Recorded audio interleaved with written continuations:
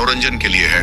हमारा उद्देश्य किसी को गलत राह दिखाना नहीं है और न ही किसी भी समुदाय, जाति, धर्म की भावनाओं को ठेस पहुंचाना नहीं है। इस कहानी का वास्तविकता से कोई संबंध नहीं है। अगर कोई मिलाप होता है तो इसे महज एक इत्तेफाक कहा जाएगा। राजस्थान के कोटा शहर की खौफनाक घटना, real horror story in Hindi.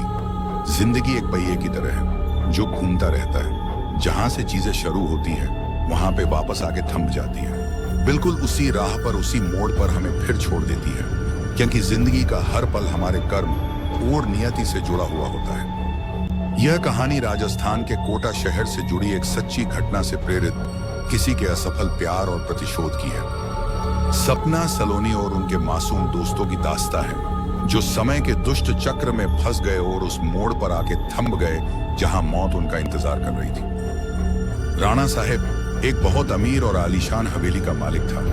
उन्हें अपने से 10 साल छोटी उम्र की लड़की से प्यार हो गया था, लेकिन वो लड़की राणा साहब को अपने प्यार के मायाजाल में फंसा के उनकी जायदाद को छीन लेना चाहती थी। एक बार उस लड़की ने अपने प्रेमी के साथ मिलकर राणा साहब को मार मार कर जिंदा जमीन में गाड़ दिया।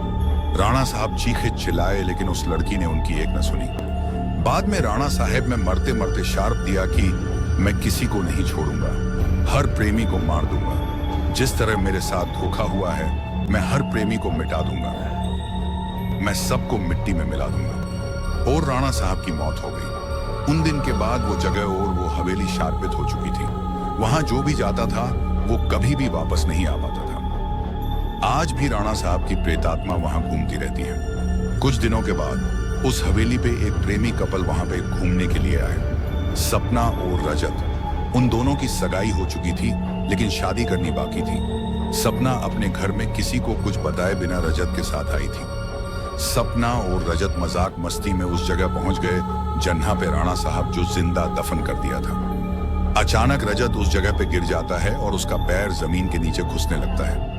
यह देखकर सपना डर जाती है और मदद के लिए चीखने चिल्लाने लगती है। जब उस हवेली में मदद के लिए जाती है तो वहीं उसे किसी की के होने का आभास होता है। उसी वक्त तुरंत सपना गिर जाती है और कोई उसका पैर पकड़कर उसी जगह पर खींच के ले जाता है जहां राणा साहब और रजत दफन हुए थे। बाद में सपना भी उसी जगह पर दफन हो जाती है। कुछ दिन बाद जब सपना अपने घर नहीं पहुंचती है, तब उसकी बहन सलोनी अपने पति समीर और कुछ मित्रों के साथ उसे ढूंढते ढूंढते उस हवेली पे पहुंच जाते हैं। समीर एक पैरानॉर्मल एक्टिविटी का एक्सपर्ट है। जब वो सब उस हवेली पर पहुंचे, तब समीर को पता चल गया कि यहाँ पे किसी बुरी आत्मा का वास है। उसने सबको सूचित कर दिया। उसी रात को उन सभी के साथ कुछ अजीबोगरीब घटनाएं होने लगती हैं, जैसे कि नल से पानी टपकना, अपने बेडरूम में मिट्टी का आ जाना, रूम की खिड़की या अपने आप हिलने लगना, किसी के रोने की और चिल्लाने की आवाज आना।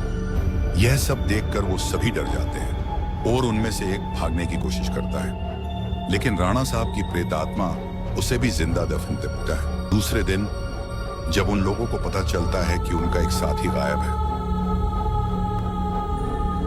तब वो लोग और भी डर जाते हैं। लेकिन समीर बताता है कि हमें यहां से बाहर निकलना है तो हमें उस आत्मा को बुलाना होगा और उनसे पूछना होगा कि वो आखिर चाहती क्या है। डर के मारे सभी लोगों ने समीर की बात मान ली और आत्मा को बुलाने के लिए तैयार हो गए। समीर ने एक रूम में सभी तैयारियां कर ली और बताया कि जब तक हम आत्मा से पूरी जानकारी नहीं जान लेते, तब तक कोई इस रूम से बाहर नहीं जाएगा और कुछ भी हो जाए कोई किसी का हाथ नहीं छोड़ेगा। समीर ने तंत्र मंत्र से आत्मा को बुलाना शुरू कर दिया। कुछ ही देर में तेज पवन और बिजली के साथ राणा साहब की आत्मा उस रूम में आ गई। समीर ने उस आत्मा से बात की।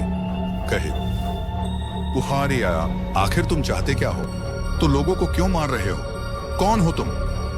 राणा साहब की आत्मा ने कहा, निकल जाओ यन, मैं किसी को भी नहीं छोड़ूंगा, सब मारे जाएंगे, जो भी यहाँ आए गया उन सब को मार दूंगा। इतना कहकर वो आत्मा चली गई। वो लोगों ने बाद में सपना की आत्मा को बुलाया और पूछा, अरे सर उसके साथ हुआ क्या था? सपना की आत्मा ने उन सभी को सारी हकीकत बात दी और बोली, मुझे राणा साहब ने जमीन के नीचे दफन कर दिया है, प्लीज मुझे यहाँ से निकालो। सलोनी ने अपने बहन सपना से पूछा, राणा साहब की आत्मा को कैसे मारा जाए? सपना ने बताया कि जहां राणा साहब ने हम सबको दफनाया है वहां पास में माता जी का त्रिशूल है। उस त्रिशूल से राणा साहब की आत्मा को मार जा सकता है और इस महल को उनकी चंगुल से बचाया जा सकता है। इतना कहकर सपना की आत्मा वहां से चली गई।